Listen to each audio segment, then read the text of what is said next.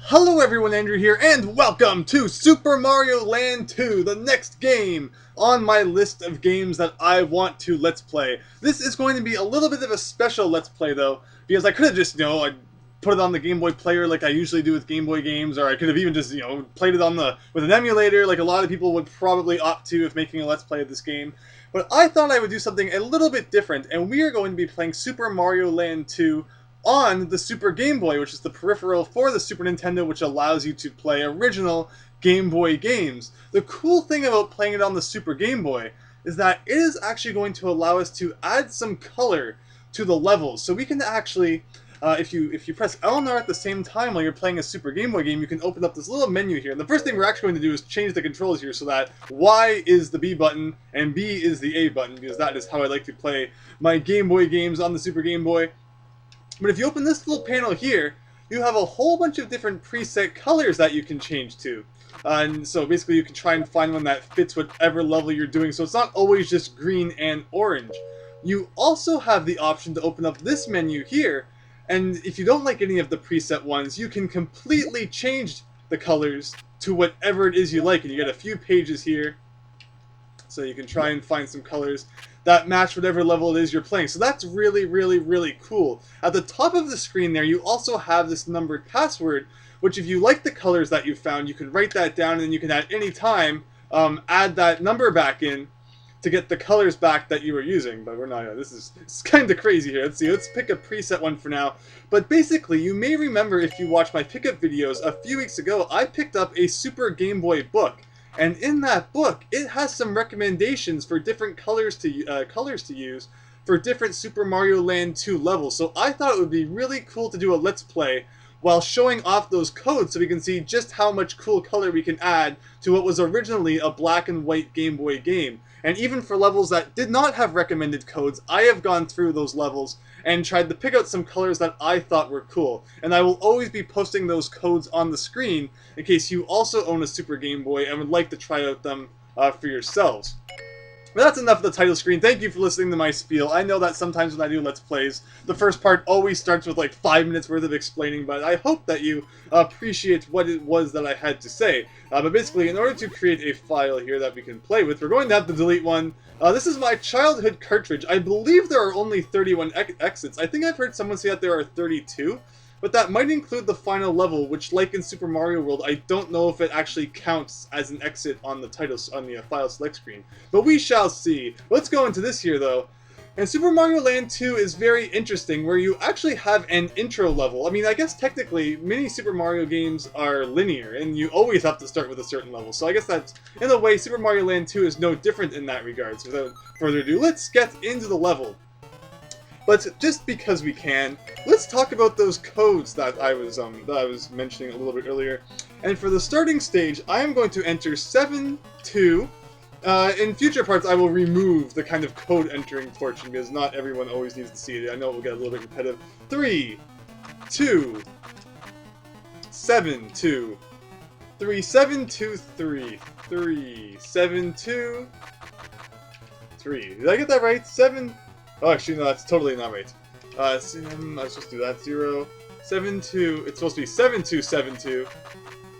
And 7, 3. Or, sorry. Yeah, 3, 7, 2, 3. So just like that, you now have a nice kind of, blue for the water, blue for the sky, green for the grass and the bushes in the background. Unfortunately, Mario shares his palette with a whole bunch of other things, so changing the colors is going to make him look a little bit weird, too. But overall, I think it looks a lot nicer than kind of the green did a few seconds ago. You can also change things a little bit.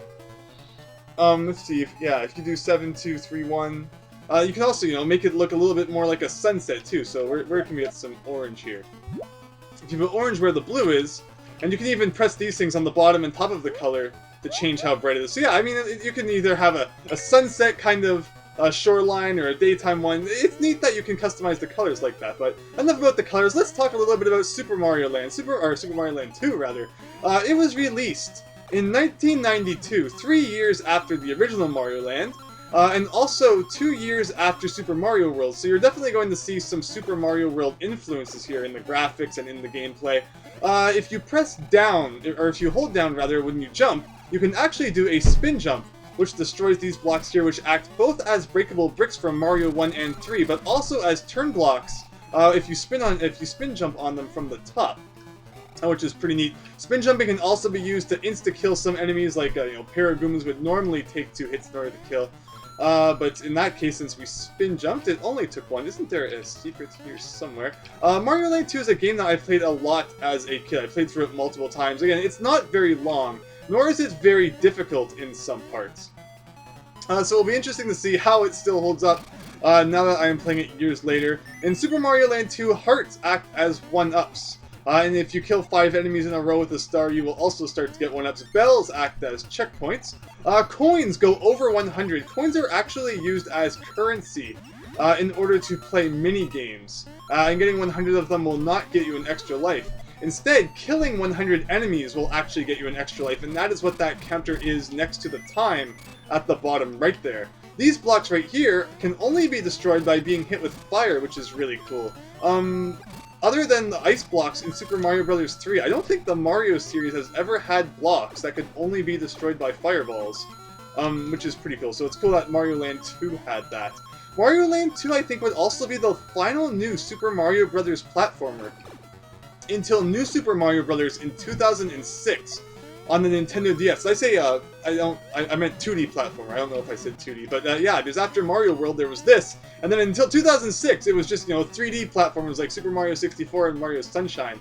Also, this is the goal right here. You could either go right to the bottom door, or you could go for the bell at the top, which if you hit it, will take you to a little bonus game, kind of like when you got 100 bonus stars in Super Mario World, before then being taken to the overworld. So since we got the bell, we have to play a little bit of a crane game, which I used to be really good at, but I don't know if I still hold up too well with it. And we got absolutely nothing. Although you can see the other main power-up in this game, the carrot, which I'm sure we will see soon.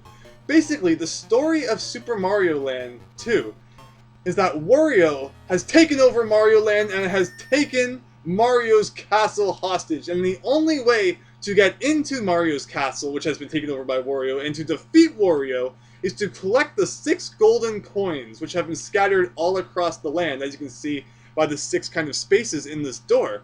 In the meantime, you can just kind of stand outside, and I guess that's Wario at the top, running back and forth for some reason. Super Mario Land 2 is the first introduction of Wario as a character in the Super Mario series, which is really cool, and it's really neat to see him as a villain. I don't know why they're not bringing Wario back as a villain in more Mario games. Definitely, Bowser's kind of getting old, I feel. In Paper Mario games, or at least in the older ones, I mean, he had some character, but just Bowser steals Peach. Bowser steals 7 fairy things, which then, in turn, you have to go save them, and then you defeat Bowser. Then, like, it's kind of, I think that if you added things, like Wario, there's so much potential there for awesome shenanigans. I don't know why they are not using him more as a villain in the Mario games, just like he was here.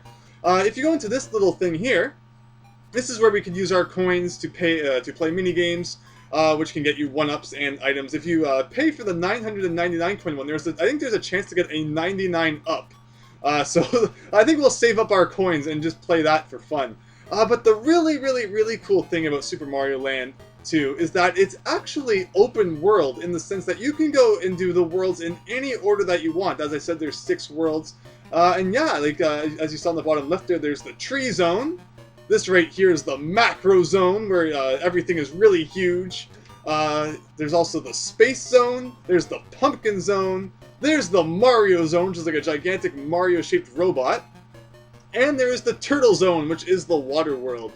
So it's really cool that, you have these 6 worlds, and you can do them in any order. And I don't think a Mario game has ever done that before. And that's always been really awesome in my mind. But I think that it is most common for people to start with the tree zone, because this is kind of your normal grass, tree-themed world. And yeah, without further ado, that's pretty much, I think, all there is to really say in the background of Mario Land 2 and kind of how the game works. So from here on out, it's Mario platforming shenanigans at its finest, but not until we change the color. And one more time I'll show it on the screen. This time we're going to do a gigantic change up. We're going to do 2, 4, 2, 0, 7272, 7272, and 3723, just as it is. And you get, again, the kind of a nice blue sky with some green ground. Again, it turns Mario blue, but I think it looks nice than just the generic colors that the game kind of gives you. If you press the X button, it will take it back to the generic colors, but I think it looks cool adding a little bit of color into things. Also, I think around here, like, we just got the star. Mario Land 2 has a lot of secrets hidden all over the place, and I've always really liked that about Mario Land 2.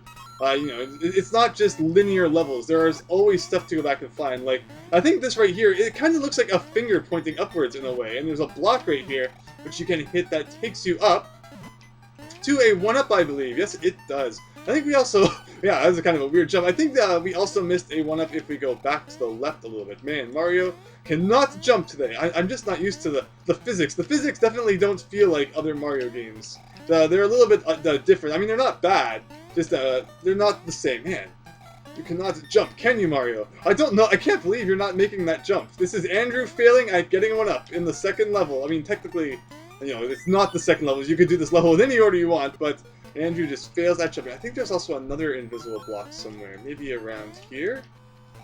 Maybe. Is it here? Oh, maybe it might be on top of this one? Nope.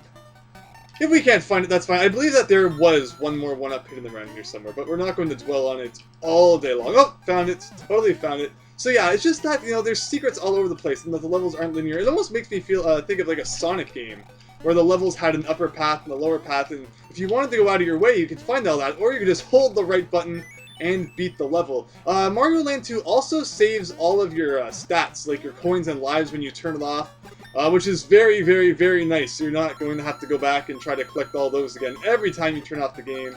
Mario World should have done that too, but at least Mario Land 2 does it. The flowers do look pretty much exactly the way they looked in Mario World, which is pretty cool. And there you have another bell, which is a checkpoint. So we got the drill guys there. Mario Land 2 has a lot of enemies and just different kind of things that would never again appear in the Mario series. It also introduces kind of a few firsts for the Mario series, as we will point out as the game goes on. I think there was also something else I was going to point out a few seconds ago too, but it totally slipped my mind with the way that I was just yammering on about tons of random things. But anyway, let's proceed on here.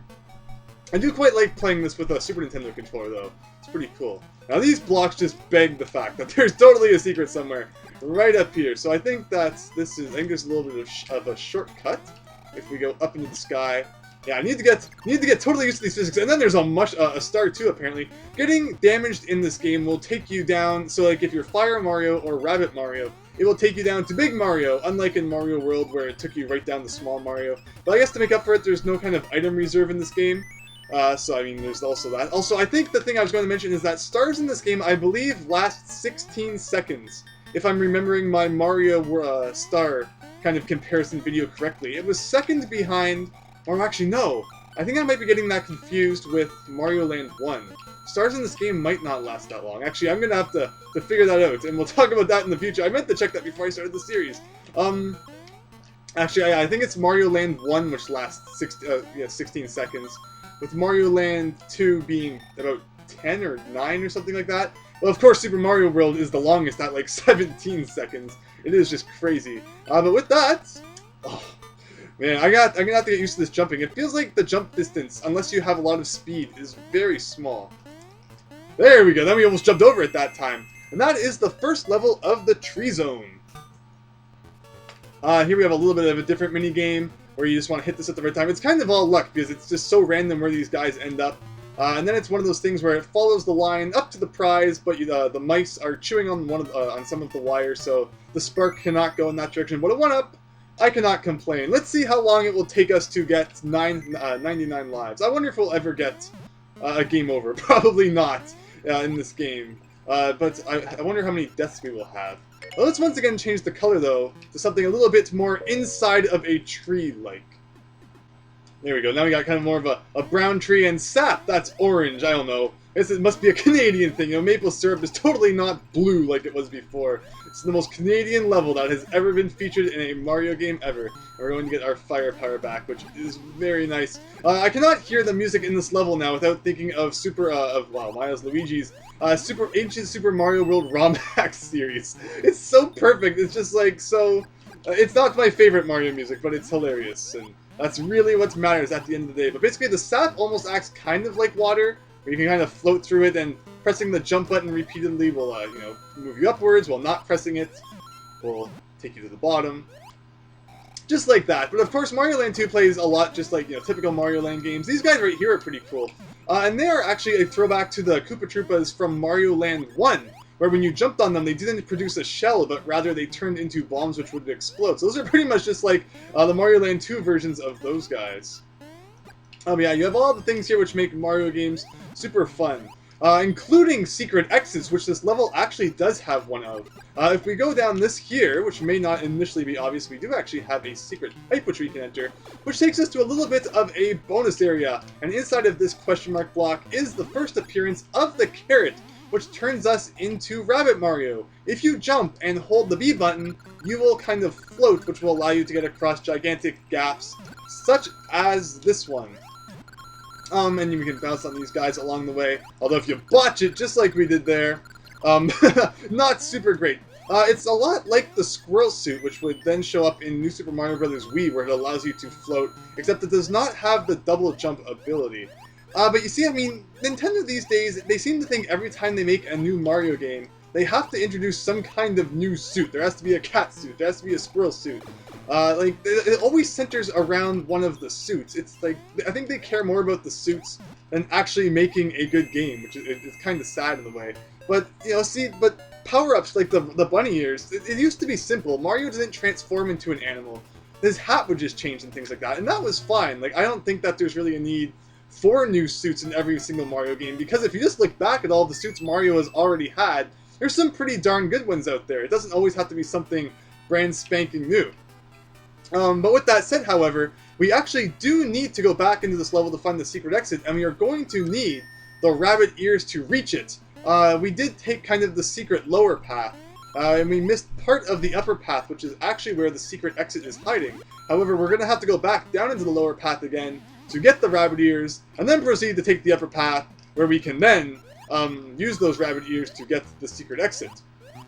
Which is pretty crazy, so we're going to have to travel through the sap once again. Already up to 250 coins, and this is the third level that we have played.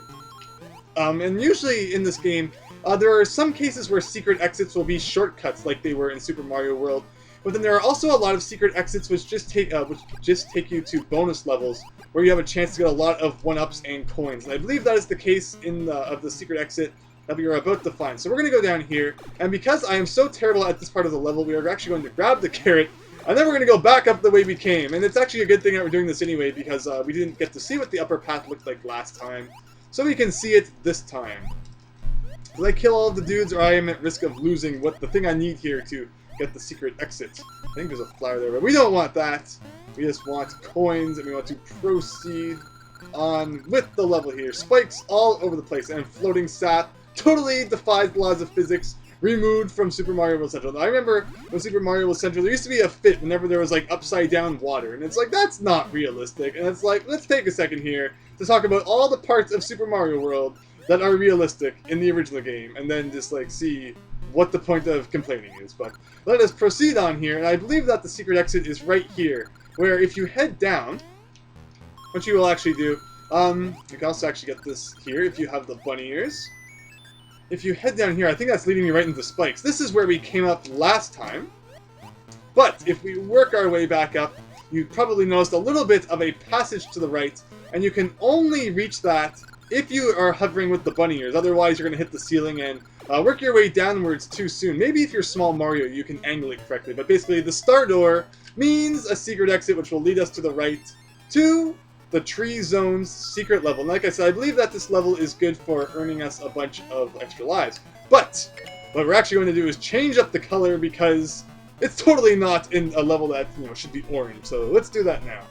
And just like that, we're back to a nice daytime scene. I think it's really cool. I enjoyed changing the colors. I don't know, maybe other people think it's kind of silly. One thing in this game is that it's interesting is Koopa Troopa shells, you carry them above your head. Which, I mean, normally in Mario games, Mario would hold them out in front, so it's kind of... Why did that guy die? Okay, then. So that's kind of cool. The only other game I can think of where Mario holds the shell above his head is Super Mario Bros. 2, where you would pick it out from the ground, and then he would hold it above his head. But normally in Mario platformers, he holds it out front and then throws it. So it's kind of interesting the way that they did that in this game. I guess they didn't have to bother drawing like a Mario holding thing sprite. And it probably saved a few lines of code too, not making the shell have to appear in front of Mario and rather just dumping it on top of him. So, you know, it's kind of interesting that this, you know, the way they did that. It's interesting too, is if you jump and hit a block while the shell's above your head, it will actually destroy the shell, so it's just interesting all around there. Let's see, this guy here, if we throw that at you, darn it, I think if we had thrown that at him, we could have gotten a 1-up here, but let's see, if we do that, and maybe if we follow it backwards, we will have enough hits to get a 1-up still. Let's see, if we still get that Koopa Trooper, I think we'll get a 1-up, maybe. Let's hope so. I guess not. And I lost my bunny ears. The floating ability is super cool. I really like it. And again, it's not something that would appear in a Mario game for quite a while, despite the fact it's like they have these cool suits. I don't know why they wouldn't use them instead of thinking that they always need to create new ones, but I guess that is none of my business. And just like that, bonus levels sometimes don't have bells, which is kind of weird. They just end with a door. So just like that, that is the Tree Zone secret level. We got a few extra lives, and then it sends us back to the main overworld. You actually can't even press right to go back to that. So you get one shot at that level, and if you want to play it again, you actually have to go and find the secret exit again, which will lead you to the right so that you can give it a try. With that said, however, we're halfway through Tree Zone. We did the intro level, and next time, I believe we are going to finish off the final 3 levels of the Tree Zone. So thanks for watching this. I hope you enjoyed. I hope that you think it's kind of cool, you know, that you can change the colors to fit the levels. Let me know what you think. Let me know if you've ever done this yourself and if you have any recommendations from ones that you've tried out. And yeah, next time, the conclusion to World 1, which then again technically isn't World 1 because you can do the worlds in any order that you want, but I think that people typically start off with the Tree Zone. So thanks for watching, hope that you enjoyed, and hope to see you next time for World 1's conclusion. So thanks, and see you later.